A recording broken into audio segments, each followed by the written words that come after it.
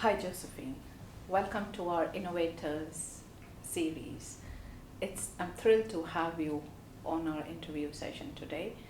Joséphine is the CEO of Smile Insurance, and she has also been recognized as one of the youngest CEOs of the oldest Swiss insurtech, if I'm not wrong. Before we get into the details, Joséphine, I have a quick question for you. What are the three things people wouldn't find out about you in a public domain? Hi, firstly as well. Really thrilled to be here. And thanks you for coming by in our offices. I get that question also. I've been asked a few times, and I think my background, especially when I'm surrounded from people who have worked for a long time in the insurance industry, is quite special to where I am today. I was always the kid. I come from a art background. My family is very artistic, and I always sort of thought I'd be an artist. I was always sort of scribbling around on school books. I did a lot of theatre on stage, and so I was always going a bit in another direction than I am today. Along the line, at one point in time, there was sort of the change to sort of going into marketing. But yeah, I was a very artsy person. I have a VW bus at home where I painted in hippie art, and I thought I'd travel the world with that. Reality caught up to me at one point in time, but so that gives me, I always tell the story because I think it's really important in that area. Being on stage in theatre, building up courage, creativity that I had as a child helps me a lot in the job I have today. So coming from a creative art area to now being the CEO and recognized as one of the youngest CEO, how does that make you feel? It feels good. Yeah, it feels good. No, I mean, I've been part of Smile for the past 5 years. I've been working with incredible people. I've been part of this journey where what development has happened in the insurtech area, but then as well with Smile and how we've grown and sort of what we've all sort of created. It's been incredible, and now I'm really happy to be able to also continue the journey in another role and create sort of more in the future. So you've been in this role now for 90 days. The famous 90 days. The famous 90 days is Yeah. done. So what's been your biggest challenge so far? There's definitely been a lot of challenges. I was talking to somebody last time, and I was saying sometimes I feel like I'm back in puberty, so with the mood swings. So you can have the best day, and then the next day there's 3 things that pop up, and you're sort of you're just running around, and you sort of think, what am I doing here? But I think that's part of the game, and as long as you come out with more energy than losing it, I think that's a very positive thing. To sum it up, I think it's all about it's a mindset game. So the biggest challenges you have is a mindset. In the mindset, you have new perspectives you need to take, you have new challenges, you have new areas you need to take into consideration, and you have a lot of new people topics. And I think the most important thing throughout of this is the mindset you'll have and how you navigate through those different new challenges you get. Do you have a mantra for yourself to address those challenges? I think it's a lot of reflection. Okay. It's right. So you come back, and then you just you need to reflect on, and I think that you need to really be conscious of that reflection. You need to take time to reflect, not reflect too much. You also, that's why I always talk about this mindset game. You need to be very good in navigating and also sort of creating a right mindset, being able to also switch off, really see what is important, what isn't, what would you do differently, and then also move on. And I think that's just sort of a lot of mindset capabilities you need to have in this job. Now let's get on to the more insurance part of it. Yeah. What's the story of Smile? Can you share some more details? Yeah, sure. So it's a really interesting story. Actually, in 2 weeks, on the 5th of July, we'll be celebrating our 30th anniversary. Wow. So Smile, and you've mentioned it before, is the oldest insurtech, and we call ourselves that, and it is that way. So we've been around for 30 years, so we've been ahead of the insurtech time. What we mean by that is especially, it's again there, it's sort of the innovation we've had in our DNA, and how we've always been sort of ahead of time. Also, we've had a very strong first mover approach on also technology that has arisen in the past 30 years. So 30 years ago, 1994, we started actually as a phone insurance. Wow. So a phone insurance back then was revolutionary, because we said, okay, we're not going to sell policies over the agent, but we'll actually just sell policies over the phone. And now that sounds a bit, if you talk about it today, that sounds completely, not really mentioned. You don't really want to talk about it, but back then it was a really innovative way to go. And that sort of, that it's really important. That was one of the big success factors we have till today, was sort of this innovation in the DNA, making sort of a bit disruptive decisions. And really sort of having that DNA of always sort of thinking ahead of time. What does the customer want? How could we really think about our business model differently to really be customer focused and customer centric? And so that also meant, when the internet came, really jumping on the internet, being again first mover and sort of seeing what can we do for the customer, and making the life of the customer easier, and just being sort of going along the development of the world and sort of creating good experiences along the way. So you've been in the customer-centric approach way long before, I would say, most of the traditional insurers, if I'm not wrong. Way before everybody had it written big, bold in their strategy. So you were practicing it before they were actually preaching about, while they were preaching about it. Yes, well, I think basically customer centricity, in my opinion, I mean, this is nothing new we've just had, it's not a hype. Basically, it's always been about being able to speak to the customer and finding a way to get the attention of a customer. But I think nowadays it's just done through different ways. Technology is a big part of that, and we need to really be ahead of time to be able to offer those solutions. You mentioned customer centricity, which is very, very important for any business, especially if it's a direct-to-consumer business. But we also know that this model brings its own challenges. So what was the biggest challenge Smile faced? Yeah. Well, I think it's all about, I mean, this customer centricity, it's all about really committing to it and really understanding what it means. Because, as I mentioned, you can have it in your strategy, but do you as an organization, do you really believe in it? And are you committed to really make decisions for the customer?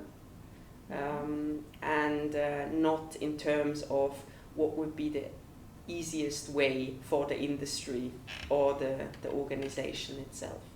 And I think for us, and that's also, again, it's sort of where we are at as Smile, is really being able to focus on that topic, but then also make decisions, bold decisions that maybe aren't common in the industry. And we've been doing a lot of those in the past 5 years as well. Bold decisions, sort of breaking unwritten rules. So disruptive as well. Yeah. For me, I think in the industry we still haven't really seen a complete disruption. I think there's still a lot of possibility and opportunities. Yeah. So we still have a way to go, which makes it even more interesting for the industry in the future. I love your spirit and vision there. I'm curious, you mentioned customer centricity. Do you have any example of, or do you remember any customer feedback which still stays with you? Yeah. Maybe from the early days. Well, obviously, maybe one really important point we have is customer feedback. Mm-hmm. So customer-centric means speaking to the customer, but always hearing the customer back. So that was always, 5 years ago, one big change we made is also every employee with us has it in their target goals. To really get, we have, for example, the Net Promoter Score is a part of our ambition and goals, and every employee has it in their own goals to achieve. Every single touch point is measured, every feedback comes back to us, and every feedback is transparent for every employee. So to say there's one or the other, I still remember we've had a lot of positive feedback. Yeah. We've also had a lot of negative feedback, which has helped us to become positive. So I would even say probably those feedbacks I remember more are the negative ones, because those had the most impact and those helped us the most to continue forward. So is there anything where you thought, okay, this is now changing the direction of Smile? And the reason I'm trying to get to this point is we talk about customer centricity, but are the organizations really listening to the customers and do they actually understand the customers? I think that's one of the biggest questions, which is still, as a consumer, I don't know. I provide the feedback, and I think it'll be good to understand, is that the case with Smile? And to what extent is that behavior incorporated back into your products or your different lines of businesses? Yeah, I like to think so, yes. And again, I think, and this is obviously what you're talking about, I think that's one of the biggest challenges for the industry itself is you always talk about the legacy, right? So we're very inside out thinking as an industry, because we always think about, the first thing and it's also a bit human, think about is problems. So right, so it would be nice to get this and this going, but if we have that, then we have this problem, this system won't work, we don't have the data, etc., etc. And then that's mostly already the beginning of the end. And sort of taking in the outside in perspective, that's something we really again, it's a mindset thing, we really try to have in the culture. Examples of this, for example, is really when we started off this journey a few years ago to really reset once more and sort of really focus on the customer. We, in the insurance industry, for example, it's common to have long contracts, right? And we we benchmark ourselves with the Netflixes of this world, so the Netflix of the insurance industry. Why? Because we just want to benchmark ourselves to the best customer experiences there are out there. So disruptive model, businesses who have disrupted their industry, which we can then learn from and bring them back to the insurance industry. So you don't always have to be very innovative, actually. You just have to look what's around outside. And what we, for example, did is with the Netflix approach, we brought in flexibility for the customer. So we have 1 monthly contract, right? Wow. He can leave whenever he wants. Before you had, I even know examples, they've been 10 years, right? It's but giving the flexibility to the customer to leave when he wants. That's a typical example, because the industry will say, but then we'll have huge cancellation and a lot of cancellations. Well, then you did something wrong with the customer. The customer won't be happy. we need to make the customer happy. We don't need to talk about binding him to something he actually doesn't want to be in. So that's sort of the perspective we need to change as an industry. So what's the vision looking ahead? Where is Smile heading towards now? I think, I mean, we're really at a stage in time, and actually already 5 years ago I stood here and said we have immense amount of opportunities. And again, now I wouldn't change one word of that. It's actually even gotten bigger, because I think as well, at the moment the industry is struggling a bit with innovation again. There was a bit of a peak, right? And I think you and working with all these insurtechs, I think there's so much around, but especially sort of more traditional insurances are really sort of struggling to really, what do they want to do with it? And you can see as well, insurtechs hasn't got the best of, well, the attention has been pretty big with the big unicorns like WeFox or iptiQ that now have all been in the media more in a negative sense. You see headlines, insurtech is dead, etc.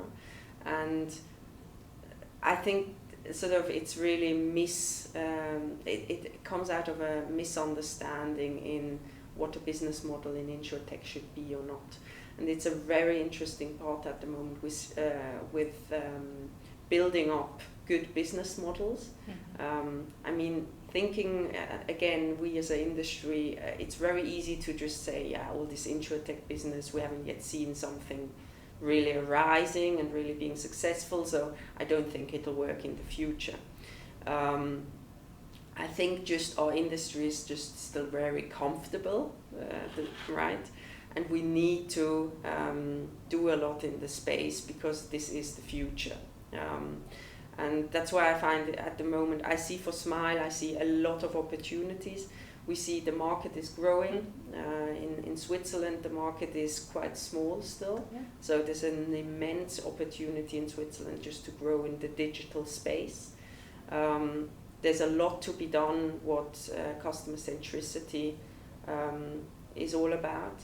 And then with the past 2 years, we've been also scaling our business model into other countries. And I see a lot of that happening internationally now as well. Yeah, I've just recently read about Spain and the new products and lines coming into it. So what's the next move? If you have to put that in one line, what's the next big news coming out from Smile? If you can share something on that. Well, obviously that's always a question. I'll sort of I'll not answer in details. But I think it's just building up, and that's something that works for us.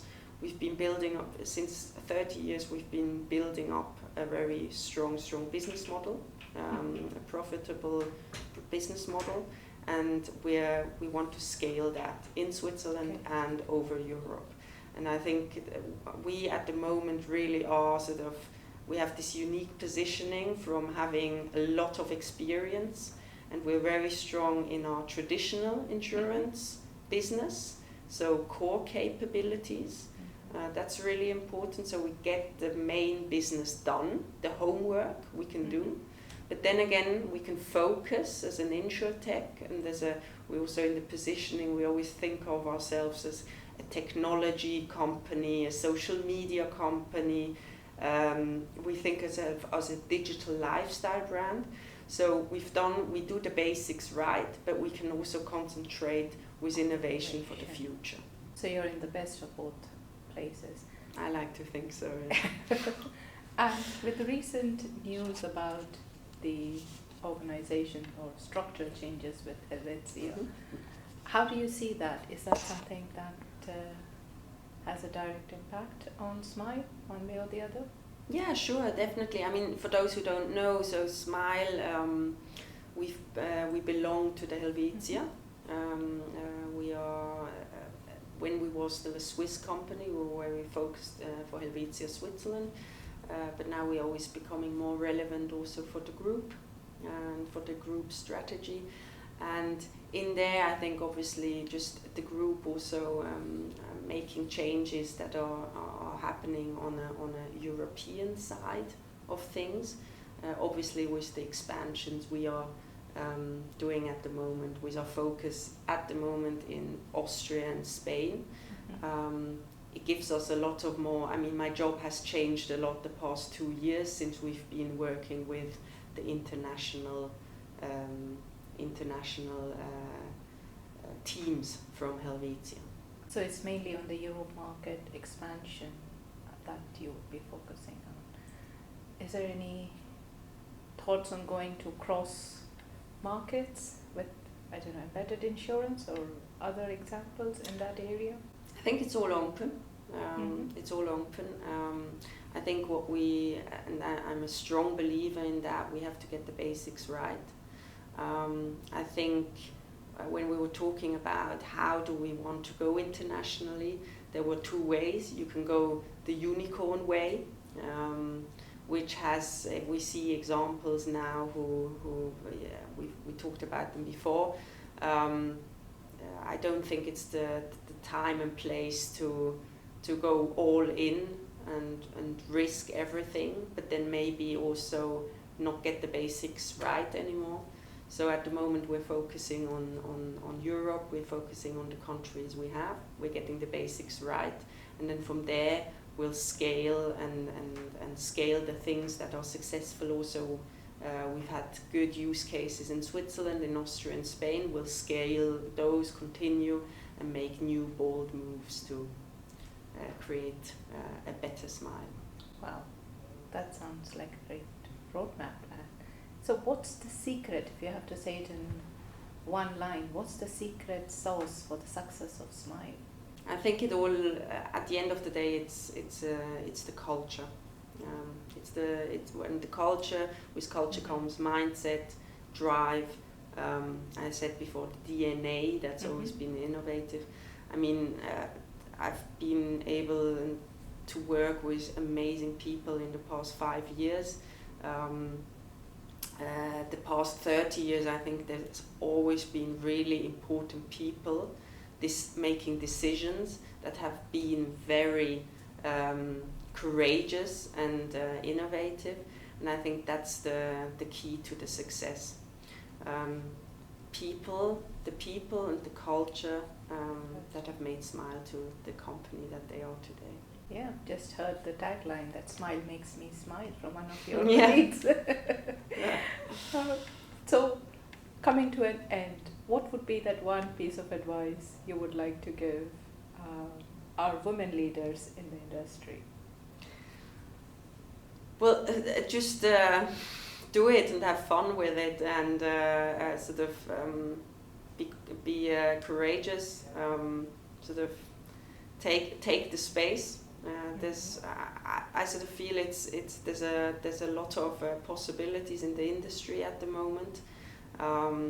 We don't have to hide from something. I think as well our industry has become very, very open-minded to a lot of things, and sort of especially as a woman, and I think it's just sort of seeing where the space is, but also taking the space. So we need to be courageous, we need to be active, and then I think sort of one has really a lot of possibilities to make something great. Wonderful.